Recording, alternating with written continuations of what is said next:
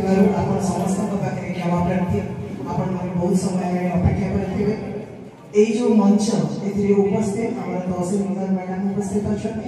सम्मानित समस्त गुरुजन समस्त ज्ञानी गुणी लोक समस्त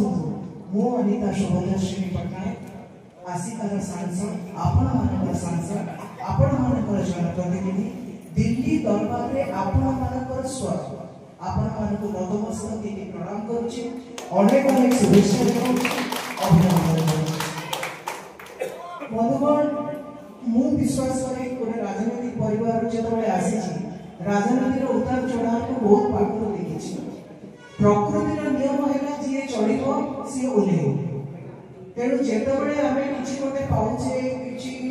मु भावे ये गोटे जगन्नाथ मत सुजोग दौरान निज अंचल किसी कर सेटा जब मुंड उपरक पड़ेब दिन ना दिन उठेबाक तो पड़ो तेणु बहुत गोटे जीवन में पाइले उपरक नबार ना कि न पाइले तलक भी बहुत गोटे हतोत्साही ठकान गणमाध्यम आज समाजर चतुर्थ स्तंभ किए मानु बा किए न मानु गणमाध्यम लोकंर समस्या खाली जे लोकंर पाखे राजनीतिक स्तर में पहुंचे तार लोकंर दैनंदिन जीवन गणमाध्यम गोटे बहुत गुरुत्वपूर्ण भूमिका जो चर्चा आलोचना से राजनीतिर राजनीतिर चा कटी पान दोकान खबर कागज सागर कपे चा राजनीतिर